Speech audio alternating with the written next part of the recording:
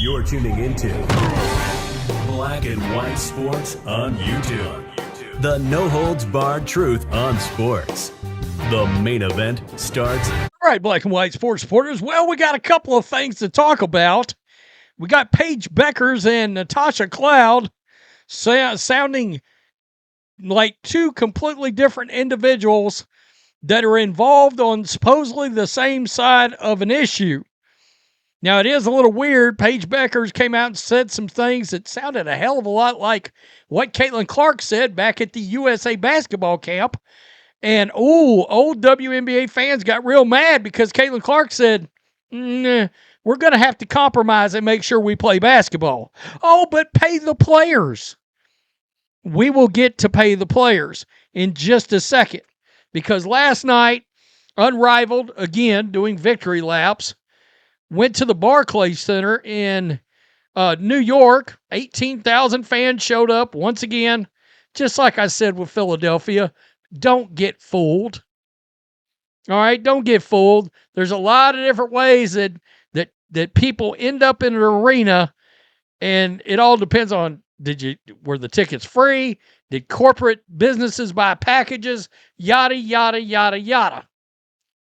I promise you, no individual fans go in there and buy every single ticket. I guarantee you that did not happen. The other thing, let's just start here. Unrivaled's revenue breakdown this season. $4 million in merchandise, a 100% increase. Ticketing, $5 million. Okay, well, we'll get to that in a second. Total revenue, $45 million. 66% increase. Quote, it's a natural byproduct of putting the players and the fans first. Okay, you see there's an arrow here. Let me go back to my retort that I decided to post online. Number one, revenue is not profit. It's not. Number two, that supposed Philadelphia crowd should have generated $2 million on tickets. By the way, the crowd at the Barclays, another $1.5 million. Well, that's $3.5 million right there, provided all the tickets were sold legitly. Question mark. Bunch of question marks. Number three, this is not leverage against WNBA owners, so set down. It's not. It's not. And of course, it's sustainable. We're going to find out. We're going to find out because, by the way, and I had made a video on this, Paramount just bought the WB that owns TNT Sports, which provides the media rights contract to Unrivaled. TNT Sports is being abolished. There, I said it out loud. Paramount's scrapping it. They're getting rid of it. What's going to happen with Unrivaled then? All right? Because we know after next season, TNT had an opt-out. They got an opt-out in their media rights deal. That league is effed. That league is freshly effed. And last night, Unrivaled League fans take shot at WNBA as they chant, pay the players. So you're telling me woke fans in New York chanted, pay the players. With that mayor, I'm sure they did.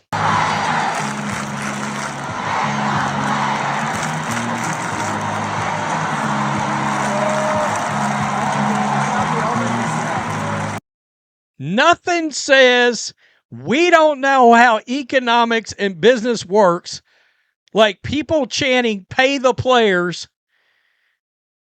to a league that's never turned a profit with said players. No wonder. What's his name? Zohan Mandani? No wonder you voted that communist that dude in the office. Good God. Let's just skip over. Speaking of voting him in the office, one of his biggest supporters out here running her mouth about we can't afford rent in New York if we play here. Okay. So you got the same problem that all these other leagues have got if they decide to play in places like New York and or California. Seriously. I mean, Brock Purdy is the Niners quarterback. He had to have a roommate before he signed his big deal. He was a starting quarterback in the NFL. Had to carry a roommate and drive his old Toyota truck. Ain't nothing wrong with that. Natasha Cloud running her mouth. Are still not making enough. That middleman potentially still not making enough for housing to also be taken off of the table. You all know this New York market. that $200,000 jump that players are going to make, that's before taxes. That's before what they would have to pay for a potential housing market in the state of New York. So I still am focused on our middleman again.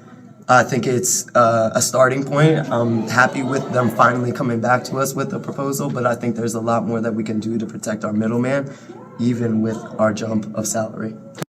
Okay, so all I would say is I would tell you to come play in Dallas where the cost of living's cheaper, and that $200,000 jump is gigantic. It's your problem where you want to play. It's your decision where you want to play. But my follow-up to that would be, yeah, don't come to Dallas. No, we're good. Don't bring your communist ass to Dallas to play. We're fine. All right. I'm not, in Texas. Nah, we're good. Don't bring your politics here. Stay in New York. You voted that in the office. So a while back, Caitlin Clark was talking about the CBA negotiations and how they need to make sure that they compromise so they could play basketball. By the way, the old WNBA fans absolutely obliterated Caitlin Clark over that. Now, luckily for Caitlin, that's only about a quarter of the total fans now is the old guard, but they was mad. Oh, she's a traitorous bee. Anybody remember that nonsense? Well, Paige Beckers has come out and said something really, really similar. And I've been looking and I'm like, boy, she doesn't seem to be under attack like that. I wonder why. It's because she supports the message. UConn Mafia and agenda everywhere. Let's just keep it real. White lesbian, black girlfriend. Bam. Said it out loud. On this channel, we don't pull no punches. We say it out loud. It's amazing if you support the right agenda, all of a sudden, what you say ain't so bad.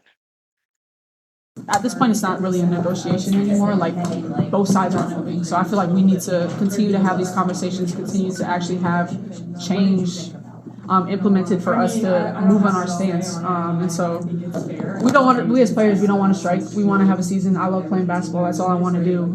But again, there's things that need to be handled, and we want to do it as professionals. We don't want to strike. We want to have a season. There's a very, very, very small section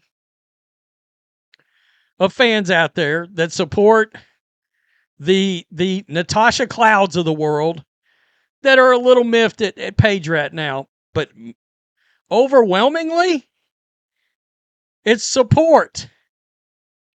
Overwhelmingly, it's support.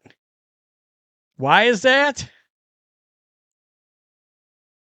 Y'all destroyed Caitlin over the same kind of comments. Hey, we need to make sure we compromise. We want to play a season, blah, blah, blah. Oh, the straight white girl that went to Iowa. Oh, no, hell no. We ain't racist ass B. Anybody remember that? Scab, traitor, all the bad narratives focused right at Caitlin Clark. Pay the players, dumb ass fans. Tell me what you think. Make sure you're subscribed. Make sure you're still subscribed to the channel. They're getting close to getting a deal done, I think. The narrative, the things that the majority of these players are saying sound a lot more like we're getting very close to putting pen to paper. And the small subset of old players that don't want a deal signed because they're trying to at the twilight of their career get paid, they're just going to be mad and have to go play in Project B probably. Tell me what you think. Oh, and that's the other thing. Natasha Cloud, go get a second job. We don't give a shit. Peace. I'm out. Till next time. Thanks for watching the show. Be sure to like, comment, and subscribe. Be sure to tune in next time on Black and White Sports.